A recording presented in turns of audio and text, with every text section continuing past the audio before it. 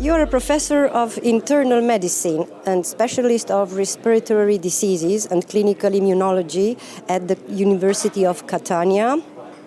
As of 2018, you founded the Center of Excellence for the Acceleration of Harm Reduction at the same university. Let's start with the fact that there is a widespread mistaken belief that the ST, smokeless tobacco, or non-combustible nicotine products can cause oral cancer. And some earlier studies may have found an association, but later the evidence as a whole didn't support this perception. In your opinion, and taking into account that your systematic review explores oral side effects of non-combustible nicotine products, can you please tell us what were the most surprising or interesting findings that emerged from this data? We screened 36 high-quality papers. These products are, in fact, very well tolerable.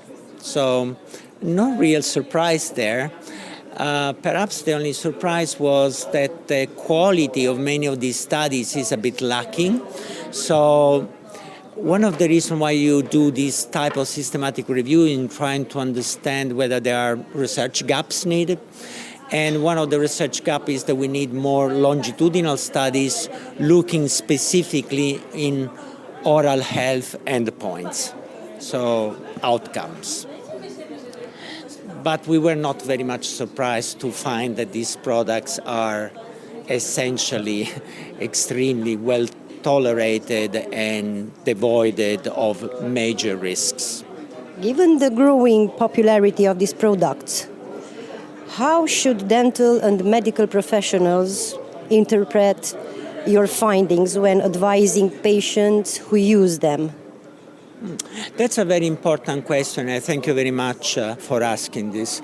I think every doctor in any profession and any specialty should try to understand non-combustible nicotine delivery products, and in particular what is their potential for a better health. So what can I say? I think that they need to understand, number one, that what causes disease is not nicotine, but it's the thousands and thousands of chemicals that they are generating over the combustion tobacco cigarettes. So if you understand that the problem is associated with combustion and not with nicotine, you will understand tobacco harm reduction 100%. And I think it's many users all around the world, they will actually have a perfect grasp of this tobacco harm reduction concept because they love the product, they understand it's better for them, they immediately feel better, and they perceive an improvement in their quality of life. And that's for them the better proof that these products are going to be a game changer in their life, and there'll be no scientific society, no government that is going to change their mind. How do you see your research influencing future regulatory decisions or public health messaging around the safety profile of non-combustible nicotine products? I think it's not just our science that is produced at the Center of Excellence for the Acceleration of Harm Reduction that counts. I think there are also other groups all around the world that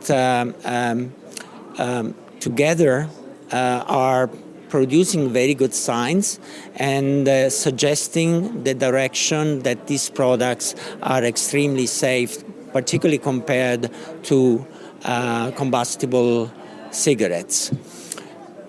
I don't feel arrogant enough to suggest that our science is going to influence policymakers or politicians, but I have the hope that collectively more than 200 papers and scientific reports that we have produced over the last 6-7 years will be of inspiration to the consumers. And that's what really matters. I understand nowadays consumers have a better understanding of the products, what they can do for them, what they are the absolute risk, and what in the end they will be better informed and make their own decision for a better life.